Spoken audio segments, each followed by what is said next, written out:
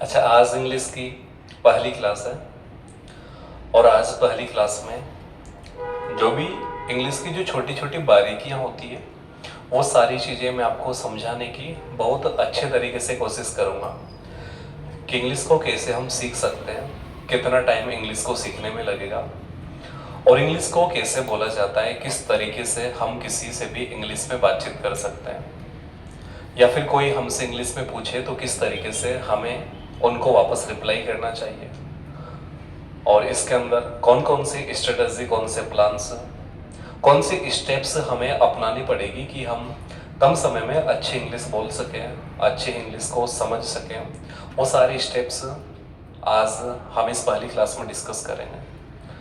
देखो, अगर देखा जाए तो बाकी सभी सब्जेक्ट्स हैं, जितनी बाकी सभी सब्जेक्ट्स की वैल्यूज़ है, इंग्लिश की उनसे ज़्यादा वैल्यू है।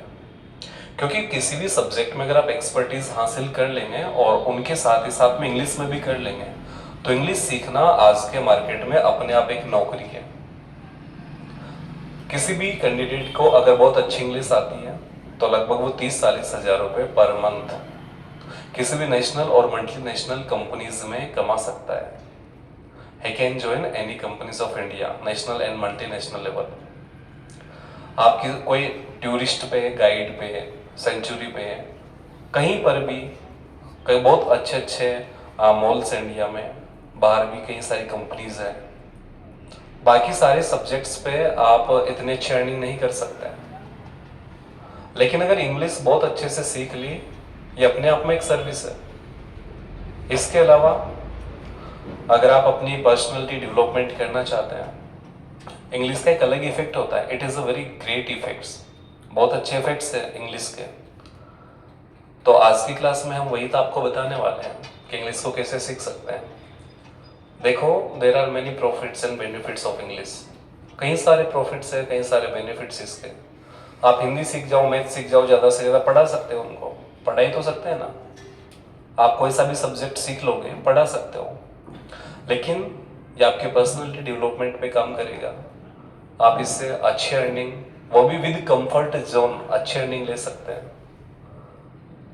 और आजकल के मार्केट में जो भी कुछ लिखा हुआ होता है, जो भी जहाँ पर भी हमें पढ़ने को मिलता है, वो सब कुछ इंग्लिश में आता है। हम इंग्लिश के बारे में ये कह सकते हैं कि इसके बिना आवर लाइफ इज अनकम्प्लीट, हमारी जिंदगी अधूरी है अगर इंग्लिश हमें नहीं आती है तो। और इंडिया के जो भी ठीक ठाक कॉम्पिटिटिव एग्जाम्स है उनके अंदर इंग्लिश आती है। जितने भी ठीक ठाक कॉम्पिटिटिव एग्जाम्स है ना, सबके अंदर इंग्लिश भरपूर आती है। यूपीएससी की बात करें, नीट की बात करें, या फिर एसएससी, सीजीएल, बहुत अच्छी सर्विस है इंडिया की। उसके अंदर बहुत अच्छे मार्क्स के क्वेश्चन इंग्लिश के पूछे जाते हैं। तो इसके बारे में तो देखो, जितनी व्याख्या करें, जितना एक्सप्लेन करें, उतना ही कम हो जाएगा कि इंग्लिश की क्या वैल्यू है। It has a great value, बहुत ज़्यादा वैल्यू इंग्लिश की है। अब देखो, अब हम स्टार्ट कर रहे हैं कि इसको कैसे सीखा जा सकता है। What is the first step to learn this language, किसको सीखने की पहली स्टेप क्या होगी, और फिर second step and what is the final step, कि उस स्टेप पर यदि आप चले गए तो फिर आप complete, you can learn complete language, आप पूरी की पूरी लैंग्वेज सीख जाओगे। अब इसके dear students, there are 3 steps to learn this language. केवल 3 स्टेप्स होती है इस लैंग्वेज को सीखने की। यदि वो 3 स्टेप्स आपने फॉलो किया, of course you can speak English with anyone. किसी के साथ भी आप बोल सकते हैं, आनंद ले सकते हैं अंग्रेजी का, जैसे कि अभी मैं आपके सामने बोल रहा हूँ। I am speaking before you, बोल रहा हूँ ना मैं आपके सामने। आपका भी सपना होगा, और वैसे भी अपने इंडियंस का, कई सारे लाखों करोड़ों लोगों का सपना होता है कि आज हमें भी बहुत अच्छी अंग्रेजी आ जाए, हम भी किसी से बातचीत करें। लेकिन केवल सपना सपना ही रह जाता, वो नहीं सीख पाते, वो नहीं बोल पाते हैं, क्योंकि उनके पास जो एक सिस्टमेटिक जो स्टेप्स होती है उनको फॉलो नहीं करते। कोशिश तो सभी करते हैं, सब पढ़ते हैं, सब कोशिश करते हैं, 10th में, 12th में, कॉलेज लाइफ में, कॉम्पिटिटिव लाइफ में, सब कोशिश करते हैं कि हमें अंग्रेजी सीखनी है, हम इंग्लिश बोलेंगे, हमें अंग्रेजी सीखनी है। लेकिन बोलता कौन है? 100 में से केवल 1 का रिजल्ट आता है जो इंग्लिश में बात कर पाता है। लेकिन आपको मौका मिल रहा है, मैं इंग्लिश टीचर तो हूँ, से इंग्लिश एक्सपर्ट हूँ, तभी तो आपको बताऊंगा, मैं तभी समझाऊंगा कि what are the important steps to learn this language. अब देखो, सबसे पहली स्टेप हमारी क्या होनी चाहिए इंग्लिश को सीखने के लिए? इसमें हैंडराइटिंग की जरूरत नहीं, इसमें बहुत ज़्यादा पढ़ा लिखा होने की जरूरत नहीं इंग्लिश बोलने के लिए। कि आपके पास 12th की डिग्री होनी चाहिए, बीए की डिग्री होनी चाहिए, बहुत बड़ी बड़ी डिग्री होनी चाहिए, या फिर आपकी एज ज़्यादा होनी चाहिए, ये सब कुछ मैटर नहीं करता इंग्लिश बोलने के लिए। कई सारे सीबीएसई स्कूल ऐसे होते हैं जिनके छोटे छोटे बच्चे इंग्लिश में बात करते हैं। छोटे छोटे बच्चे जो 5th स्टैंडर्ड में पढ़ते हैं, 6th 7th 8th में पढ़ते हैं, वो इंग्लिश में बात करते हैं। वो तो फिर आपसे छोटे हैं, फिर भी वो इंग्लिश में बात करते हैं। बस वो इसलिए कर पाते हैं क्योंकि उनको जो स्टेप्स दी गई है ना, वो एक सिस्टमेटिक तरीके से सही स्टेप्स उनको दे दी गई किसी ट्रेनर के द्वारा। वही स्टेप्स आपको बताएंगे। अगर वो छोटे 8 साल 10 साल के बच्चे बात कर पाते हैं तो आप तो यू आर अबाउट 10+। आप तो सारे के सारे 10+ हैं। 10 साल से ज्यादा के आप सभी बच्चे, 10 साल से छोटे बच्चे बात कर लेते हैं, तो कहाँ पर वो डिफरेंस रह गया? डिफरेंस केवल एक सही रास्ते का है। उनको वो रास्ता अच्छे ट्रेनर्स के द्वारा बता दिया जाता है, इसलिए वो बोल पाते हैं, और आपको वो सही सिस्टमेटिक वे नहीं बताया जाता, इसलिए आप नहीं बोल पाते हैं। तो देखो, इंग्लिश बोलने के लिए 3 स्टेप्स है जो अभी मैंने आपको बताई, और इसके बारे में एक चीज और आपको बता दी, बहुत ज्यादा इसकी वैल्यू है। अपने आप में ये सर्विस है, आपको बेरोजगार नहीं रहने देगी अगर आपको ठीक ठाक इंग्लिश आती है तो। और अभी you have the last chance to learn English. आपके पास ये लास्ट चांस है। देखो, सबसे पहले आपको क्या आना चाहिए, मैं यहाँ पे लिख रहा हूँ, जो भी स्टेप्स होगी एक एक करके मैं समझाऊंगा, एक्सप्लेन करूंगा। और आज अभी मैंने पहले भी सूचित किया, सभी स्टूडेंट्स को जानकारी दी कि आज it is only understanding classes, केवल ये समझने की क्लास है, इसमें आपको लिखना ज़्यादा नहीं है। ध्यान से सुने, ध्यान से समझिए कि सर क्या बता रहे हैं, और कल से फिर आप केवल लिखने का काम बचेगा आपके पास। तो डियर स्टूडेंट्स, इंग्लिश बोलने के लिए और इंग्लिश समझने के लिए सबसे पहले आपको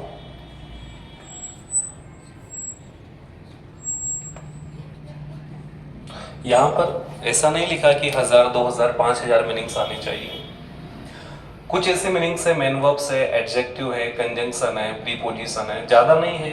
पार्ट्स ऑफ स्पीच के लगभग 7-8 टॉपिक है, और वो 7-8 टॉपिक को मिलाकर 500 मीनिंग्स आनी चाहिए। वो मीनिंग्स मेरे द्वारा आपको बता दी जाएगी, आपको ढूंढने की जरूरत नहीं है। You have no need to search in your books, in your notebooks. आपको ढूंढने की बिल्कुल भी आवश्यकता नहीं है।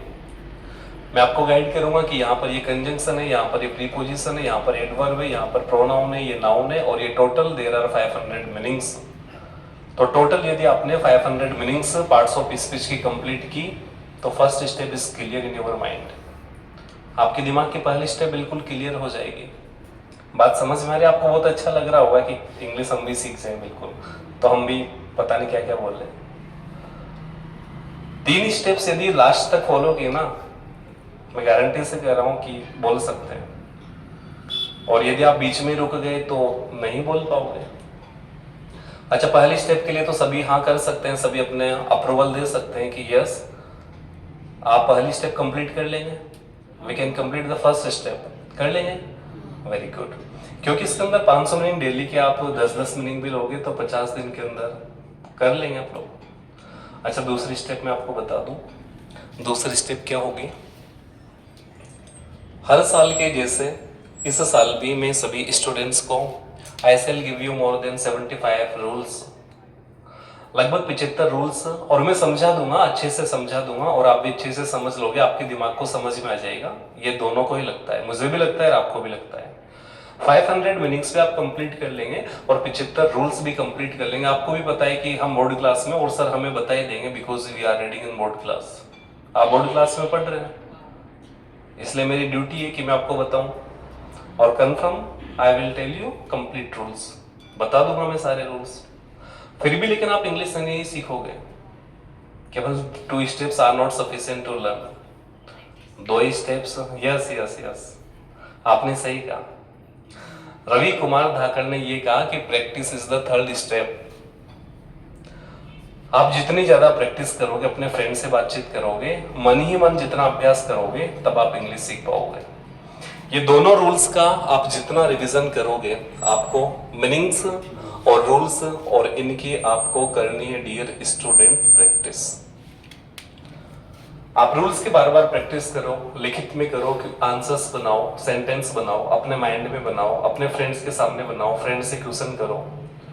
जितनी ज्यादा आप इनकी प्रैक्टिस करोगे, फिर आपके पैराग्राफ के अंदर आंसर्स भी चलते हैं। आप बोर्ड क्लास में लिखते हैं ना, आंसर्स लिखते हैं, वो आंसर्स आप अपने माइंड में बनाओ, खुद से ही क्वेश्चन करो, खुद को ही जवाब दो। और इन तीनों में अगर मैं कहूं कि what is the most important concept among these, तो इनमें से third step is most powerful step. तीसरी स्टेप सबसे ज्यादा इंपॉर्टेंट है, प्रैक्टिस। किसी पागल इंसान से भी कोई दो शब्द कह दे और वो उन्हीं की प्रैक्टिस करता रहे तो वो भी इंग्लिश बोल लेगा। अगर कोई पागल भी है तो उसे थैंक यू बोलेंगे या कुछ भी बोलेंगे, तो पागल भी अगर प्रैक्टिस करेगा ना, तो उन शब्दों को वो खुद भी प्रोनाउंसिएशन कर सकता है। तो आप तो समझदार हैं, आप पढ़ाई करते हैं, आप स्टूडेंट्स हैं, तो डियर स्टूडेंट्स बस आपको फॉलो करना है ये तीनों स्टेप्स। फिर मैं कह सकता हूँ कि जो भी स्टूडेंट्स तीनों स्टेप्स को वाकई में पूरे दिल से फॉलो कर लेगा, वो स्टूडेंट इंग्लिश बोल सकता है। तो तीनों स्टेप्स फॉलो करेंगे आप लोग? करेंगे।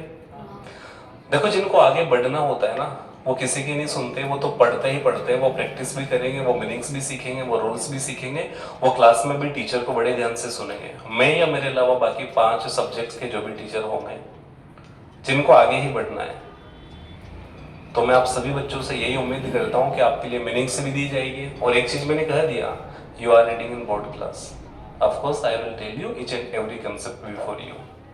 आपको बताएंगे सारे कंसेप्ट्स और रूल्स की काउंटिंग, रूल्स की सीरीज कल से हम स्टार्ट कर देंगे। समझ में आ गया ना सभी को? और मीनिंग्स भी आपको डेली कुछ बताए जाएंगे। आज केवल ये समझाया कि इंग्लिश को हम किस तरीके से कवर कर सकते हैं, किस तरीके से इंग्लिश को सीखा जाता है। तो 500 ये जो मीनिंग्स है कल से हम स्टार्ट करेंगे। इसके अलावा जो रूल्स है, कल आपका रूल नंबर 1 जारी कर दिया जाएगा। रूल नंबर 1 जारी हो जाएगा कल, ठीक है। 2 दिन में एक रूल भी होगा, तभी 150 डेज, लगभग 5 मंथ्स, ठीक है। फिर भी 10 मंथ्स का आपका सेशन रहता है टोटल, तो 5 मंथ्स में भी यदि कवर कर लेंगे तो कुछ भी लेट नहीं है। और ये बात विशेष रूप से ध्यान रखना, this is the last chance in your life to learn this language. आखिरी चांस सही है। तो कल से फिर आप रेडी हैं पढ़ने के लिए? कल से मैं क्या जारी करूंगा? रूल नंबर 1, इसके साथ में मीनिंग्स। और प्रैक्टिस आप अपने बेड्स पे करेंगे, आप अपने रूम में करेंगे, स्कूल्स में, कोचिंग में, आप जो भी कुछ एक्टिविटीज कर रहे हैं बस उसके साथ में प्रैक्टिस करें आप लोग। समझ में आ गया सभी को? ठीक है, कल हम इन्हीं स्टेप को रेगुलाइज करेंगे और आनंद लेंगे। और शुरुआत के 20 दिनों में जो 20 रूल भी कंप्लीट कर लेगा, केवल 20 रूल, वो इंग्लिश बोल सकता है। 75 रूल्स तो वो एक्चुअली एडवांस लेवल पे चले जाएंगे सारे के सारे, अगर कोई 75 को कंप्लीट कर लेगा तो। मतलब आप एडवांस लेवल पे चले जाओगे इंग्लिश में। लेकिन स्टार्टिंग के विद टेंस, और tense is the first rule. Tense नहीं आता तो भी काम चल जाएगा, ऐसा कोई जरूरी नहीं। वैसे मोस्ट ऑफ स्टूडेंट्स आप जानते हैं, you know the complete tense, but अगर आप नहीं भी जानते हैं तो भी काम चलेगा, ठीक है। आप ज्यादा सोच विचार में ना पड़े, बस इतना मेरा कहना है कि आप सीख जाओगे, लेकिन बस आपको प्रैक्टिस करनी है, ठीक है। Okay, thank you.